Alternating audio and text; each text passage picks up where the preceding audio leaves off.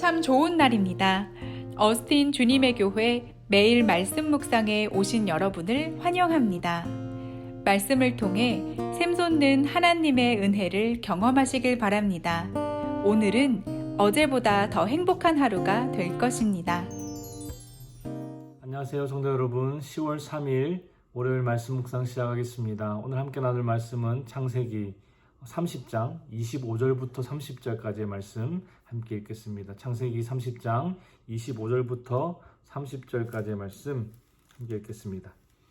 라헬이 요셉을 낳았을 때에 야곱이 라반에게 이르되 나를 보내어 내 고향 나의 땅으로 가게 하시되 내가 외삼촌에게서 일하고 얻은 처자를 내게 주시어 나로 가게 하소서. 내가 외삼촌에게 한 일은 외삼촌이 아시나이다. 라반이 그에게 이르되 여호와께서 너로 말미암아 내게 복 주신 줄을 내가 깨달았노니 네가 나를 사랑스럽게 여기거든 그대로 있으라. 또 이르되 내 품삯을 정하라. 내가 그것을 주리라. 야곱이 그에게 이르되 내가 어떻게 외삼촌을 섬겼는지 어떻게 외삼촌의 가축을 쳤는지 외삼촌이 아시나이다. 내가 오기 전에는 외삼촌의 소유가 적더니 번성하여 때를 이루었으니 내 발이 이르는 곳마다 여호와께서 외삼촌에게 복을 주셨나이다. 그러나 나는 언제나 내 집을 세우리이까.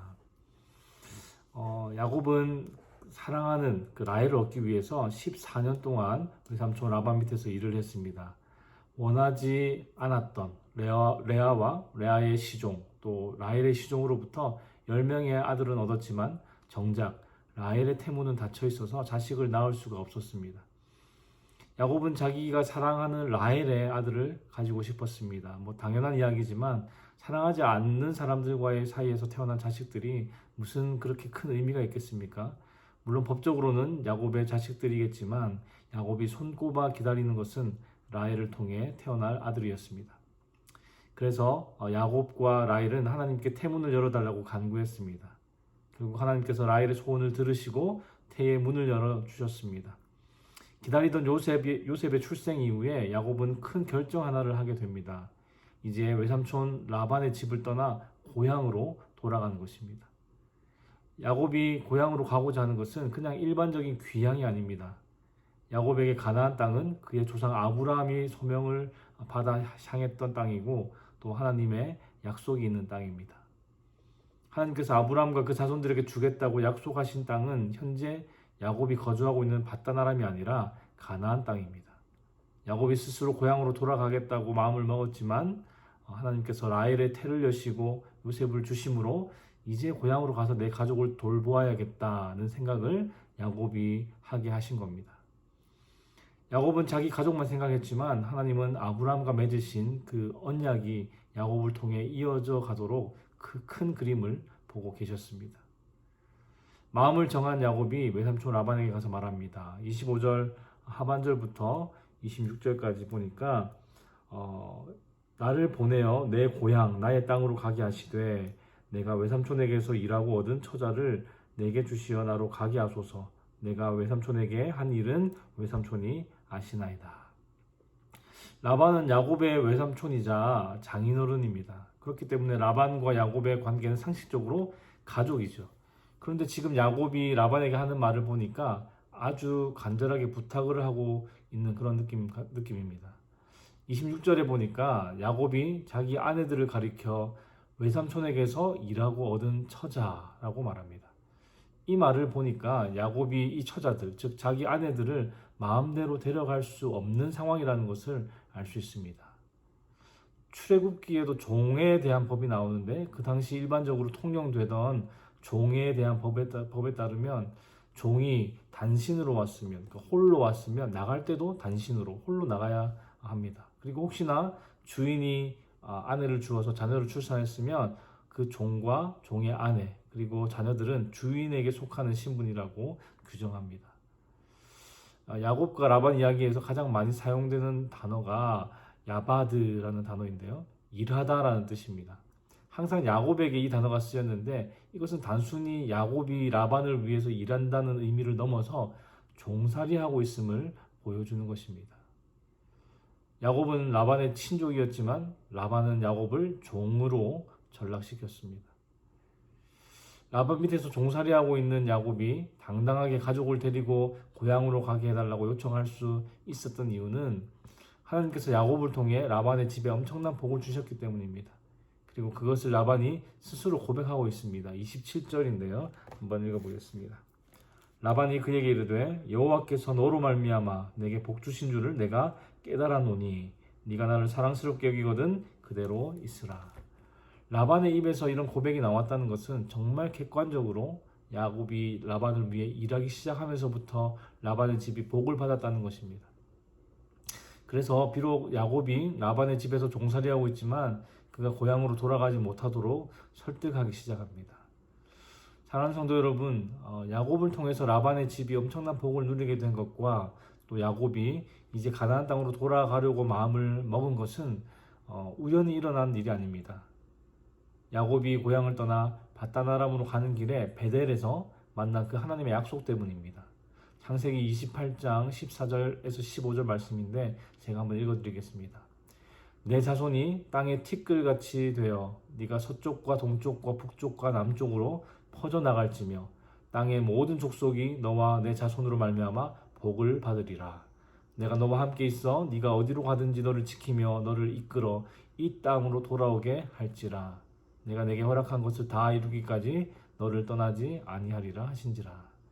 땅의 모든 족속이 야곱과 야곱의 자손으로 말미암아 복을 받을 것이라는 약속 때문에 라반의 집이 복을 받은 것입니다. 그리고 야곱이 요셉의 출생 후에 가나안 땅으로 돌아갈 마음을 먹은 것 역시 하나님께서 그를 가나안 땅으로 이끄시기 때문입니다. 하나님께서 베델에서 야곱에게 주신 그 약속의 시작은 아브라함의 언약입니다. 그 언약이 계속 이어져 내려오고 있는 것입니다. 그 언약은 예수 그리스도가 이 땅에 오심으로 모두 성취되었습니다. 그러나 거기서 끝나지 않고 예수 그리스도를 믿는 자들에게 동일한 약속을 주십니다. 어떤 약속입니까? 땅의 모든 족속이 너와 내 자손으로 말미암아 복을 받으리라. 라반은 야곱 덕분에 아주 큰 축복을 받았습니다. 그리고 그것을 직접 야곱에게 고백까지 했습니다.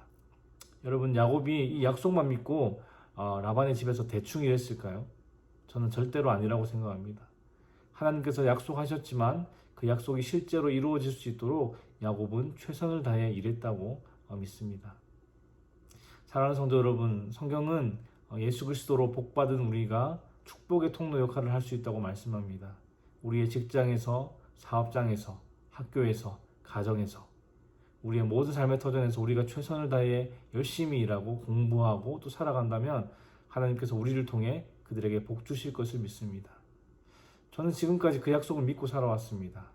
아르바이트를 포함해서 제가 일했던 곳을 위해서 늘 기도했습니다.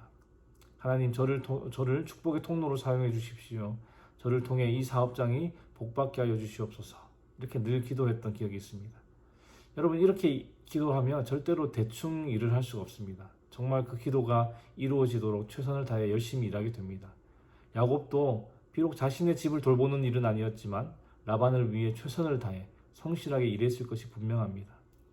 하나님의 약속만 믿고 게을리 살았다면 큰 복을 받지도 못했을 뿐더러 라반에게 좋지 못한 평을 받았지 않겠습니까? 그러나 야곱에 대한 라반의 평가를 보니까 야곱은 분명히 하나님의 약속을 붙들고 최선을 다해 살았다고 주저없이 말할 수 있을 것 같습니다. 야곱뿐만 아니라 성경에는 그들의 삶을 통해 주변에 선한 영향력을 끼치고 또 하나님을 전하게 되는 경우가 참 많이 있습니다.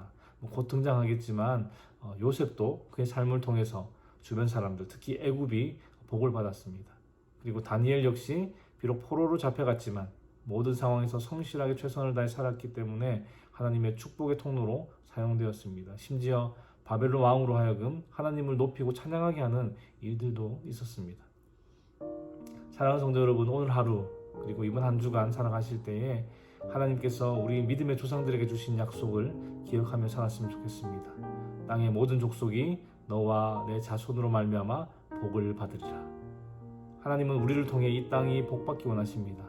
진정한 복되신 예수 그리스도의 제자로서 우리의 삶의 터전에서 죽게 하듯 최선을 다해 일하고 공부함으로 예수 그리스도가 드러나고 전해지는 오늘 하루, 이번 한 주간 될 수 있기를 주님의 이름으로 축복합니다. 기도하겠습니다. 하나님 아버지, 감사합니다. 오늘 이 아침에도 우리를 주님 앞으로 인도하시고 찬양과 말씀과 기도로 하루를 시작하게 하시니 감사합니다.